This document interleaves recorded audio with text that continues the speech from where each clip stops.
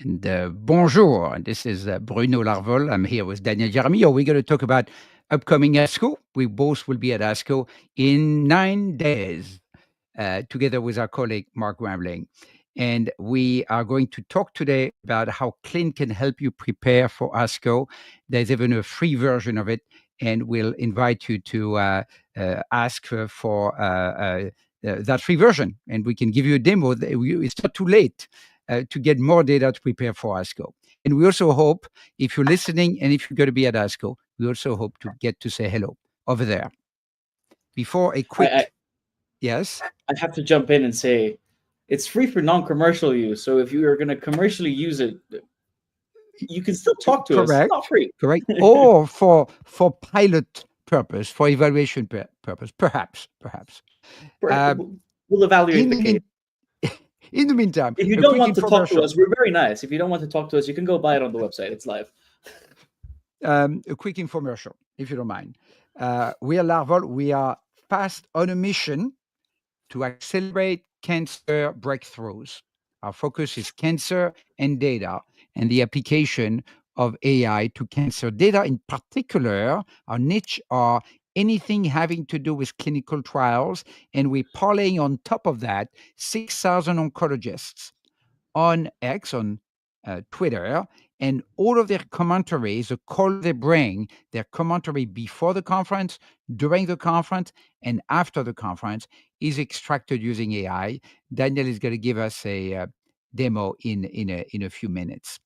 Our mission, more precisely here, is to help our customers prepare for ASCO and have a productive ASCO. Our customers are mostly pharmaceutical companies, but a lot of academics are also using our platform. And I'm proud of the fact that often when people now are searching for the name of a clinical trial, we end up on the first page of Google. Although soon maybe people are not going to use Google. Everybody's going to use ChatGPT. So maybe we need to shift to being or Gemini. Gemini to be AI findable, right? At the end of today, Daniel has a little bit of an announcement of a side project that he's working on that he tested at ACR, and I think is gonna go viral at ASCO. So hopefully we'll have the time at the end. You can plug that project as well. Sure. Right. So I'm going to give you a quick walkthrough of the information we have available for basically everyone on CLIN. So we have a conferences tab. On the conferences tab, we keep, for lack of a better word, tabs on anything that's happening at a particular conference using X, right? Formerly Twitter. So what you're seeing right now is kind of the noise and the buzz that's going on Twitter about the particular trials that are going to be presented, or we hope are going to be presented. Well, actually, no, the titles are out, so most of them will be presented at ASCO. And we go over here by number of mentions, and you can see, of course, the company and the name of the trials that are being mentioned. So, of course, we're pre-conference, so there's not a lot of solid information on this, but there's a lot of speculation, and there's a lot of good speculation, in particular, as you can see, for Atomic and Matterhorn. I'm surprised that people give negative comments of something before it goes live, but that's good. I mean, that's let's look at the negative comment for Matterhorn and Destiny Bracelet. I'm going to be very provocative here, and I'm pretty sure it comes from, oh, no, okay. There's one DOL. I think if you are in CI, you know who it is, who is primarily negative about it. But this is Colombian NT, Mauricio. So the screen is too small for me to see, actually. What does it say? Well, the tweet is in Spanish, which I'm very surprised for. I had never seen our AI analyze tweets that are not in English. And he is asking that Folfox was the standard and that triplets were a mortal sin before Matterhorn and Duer. So is it really negative, or did our AI screwed up and it's actually not negative? I would consider it as a negative tweet. He's criticizing basically trial design and the choice of regimen for the trial. Okay. Let's look at the other negative. it could also be interpreted. Spanish is a beautiful language. Anything you say could be both positive and negative at the same time. So, Dr. Mauricio, if you're watching and you're going to ASCO, one, we'd love to meet. Two, clarity on your tweets, man. Clarity on your tweets. Right. Let's look at the other negative. We focus on the negative, not because we're negative, but because they're the most interesting element, of Destiny course. breast. All right. You may need to zoom as well here. TDXD is not chemotherapy-free treatment. First line TDXD will essentially be chemotherapy forever versus 6 months in Cleopatra. Okay. Well, I agree. I mean, Right. toxicity, yes, but then again, Cleopatra is quite old. I don't know. Not sure if it's a commentary on the or a joke. We won't No, know. the Okay. Cleopatra trial is It's old. old. Okay. Okay. That's like a couple of years old. Okay. All right. Right. Um, Uh, mm. Let's look at any other trials that you would like to highlight and click on. Maybe one. Oh, I see one that has a good amount of positive. Let's see. Yeah, do this one. you Let's look at this the one positive for side. Delta? Yes. Yes. Yes. Well, let's look at the practice changing because I'm surprised how. Oh, look, Antonio Calles, lung top voice, um, playing psychic a little bit. Two practice changing trials that will shape a new year in treatment of patients with small cell lung cancer. Okay. All right. Well, Dr. Calles, we'll see you after they announce the results. I'm sure they're going to be positive, but practice changing, that's a stretch. Yeah. So we have the analytics for the top trials being mentioned. If you go over, we can also see it by influencers. So we're more interested in who's commenting what. Dr. Amal, good friend, he is commenting a lot on ASCO, and I'm sure he will be commenting a lot more once ASCO is actually ongoing. Dr. Desai, Um, Agus, Dr. let, Horinushi, who we hope to meet. us take a small detour. Some people in the audience might know a methodology to survey the oncologists. Some do not. Let's go to the influencer tab for a second. And I would say a few comments about how we do that. So we build over the years a curated database of 6,000 oncologists. So essentially, anybody who's an oncologist on X, we add to that database.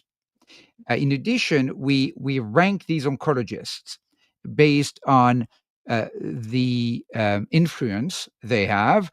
And that ranking, click on one of them to see how much we can see. Number one, Dr. Liu, of course. Dr. Liu. So that ranking takes into account several components. The first one is a peer survey that we administer for each oncologist. The second is the volume of posting, and the third is the level of engagement as measured by standard engagement metrics on Twitter, on X. And we take the three components, and that generates an overall LARVOL CLIN score. Right? The top 100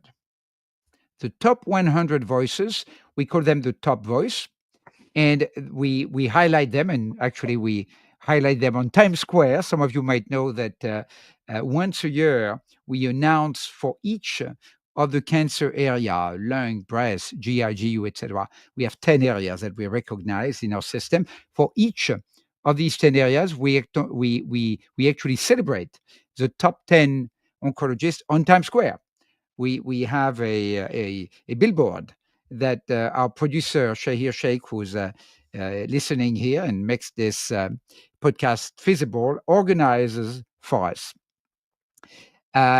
And so we put all of that together and we survey with AI, but also allowing a QC, especially for the negative opinions. We survey what they say about clinical trial. Now, other social monitoring platforms use hashtag, and we don't limit ourselves to hashtags. So any tweet from and Dr. Sharma is saying a few nice things on. Thank you, Dr. Sharma. Thank you for commenting on the screen here. So any tweet from Dr. Liu, we analyze, not just the one that had the hashtag ASCO25, right? Well, And we if he tweets had a great weekend out with the family in Lake Tahoe or something like that, we will read it, we're not gonna but it's include not it going to in go on Clin, Clint. but it will be analyzed to see if it has to do with a clinical trial, and then the AI Yeah, and actually our analyst plays a role too will determine nope, this has nothing to do with clinical trials, or it's not linkable to an individual clinical trial, which is the criteria. This is why on Clin you actually have only a distillate of post from Dr. Liu, not all of them. Only the one when there is a commentary on a clinical trial. And that's a raw material we use for analytics. and it's especially important if you have DOLs that have become sort of influencers as well. So if we look at, for instance, um, I don't know. Any of them will do. Oh no, the name just completely skipped my mind. I All had. right, that's okay. Oh boy, Yeah, there's I also won't up be and able to sleep comers, tonight. right? Anyway, I was going this way. We're gonna have to do a little rollback. Coming back to you, Bruno. That's all right. That's right. So let's go back now to the analytics Dr. regarding Lewis. ASCO. That's the name that I had on the top of my lung. If you're What's the name? looking at Dr. Lewis, monitoring his Dr. Twitter feed Lewis. is a little bit complicated, right? Because Yes, yes. of every 10 tweets he'll do, 2 of them will be oncology related. The other will be We love general Dr. interest, Lewis. which He's a is good great. friend of ours. And of course, his claim to I fame love is his feed. supposed to be a patient and a physician. He he's a survivor of pancreatic cancer, and he's also of course, an oncologist. And his claim to fame is that there's a patient who posted a review with 4.5 star and said, Just Dr. 4. Lewis, or four Just 4. stars out of 5. Dr. Lewis saved my life. 4 stars But out of he 5. has a new claim to fame as of I think early this week or late last week. He did a presentation at his daughter's high school, and the kid said that he was lit. So Ooh, he that was counts lit. like I love it. 5 Lit. stars, Dr. Lewis. No, that's 5 star right there. Okay, let's go to the analytics because we only have 3 minutes left.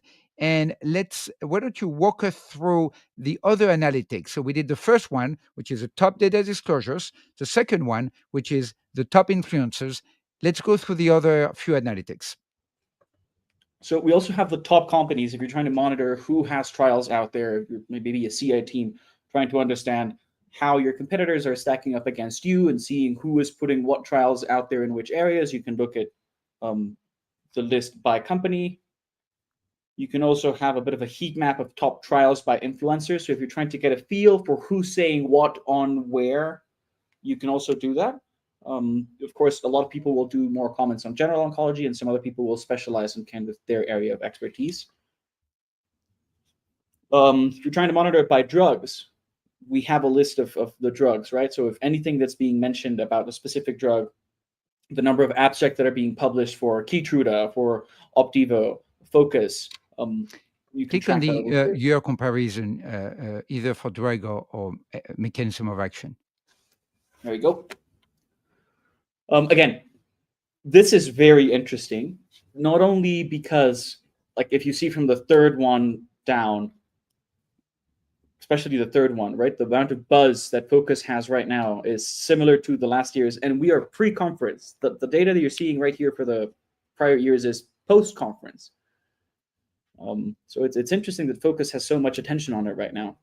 Keytruda and Opdivo, of course, big names out there, big names. Let's go into the MOA. So if you're trying to compare how different MOAs are working in previous years, you can also do that. This is not only for ASCO, right? We will do this for every single conference that we track on our conferences tab, and we have a lot of conferences in there.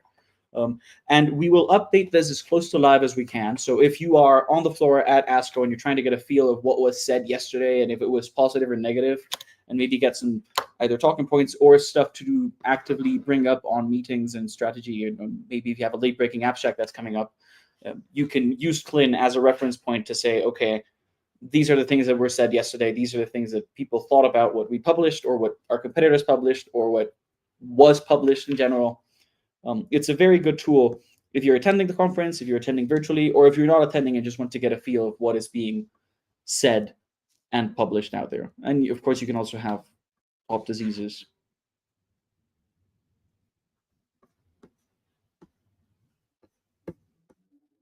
So let me make a comment as we close the call because we out of time. Um, I think I'll try to convince Shahir that we need one more next week, one more prep for ASCO. And what I'd like to do next one is to take CLIN, but to show how from CLIN we can actually access the larval conference planners, which is one component on its own. And that's something that I'll is do worth teaser, demoing. You'll and then give we it a could little close. preview, here. Yes. I think it's going to be actually a valuable extension of uh, of the demo of CLIN, and will show how this allows for different access to the data, much more useful in certain use cases than going to the ASCO website itself. We out of time. We'll need to keep as a surprise the mystery announcement you had, right? You can hint to it if you want in one sentence, but I suggest you don't completely reveal what it is. I'm not particularly feeling that peckish today, but I might be at ASCO. Oh, it has to be with pickish. All right. Yeah, Very nice. scrumptious Daniel, snacks. okay, it has to do with snacks. Okay. If you're listening and you're going to be at ASCO, drop us a note. Come to say hi. We would love to say hello at ASCO. There might even be a little surprise there, and we appreciate your support. And we'll see you next week for another Build in Public with Larval Clan.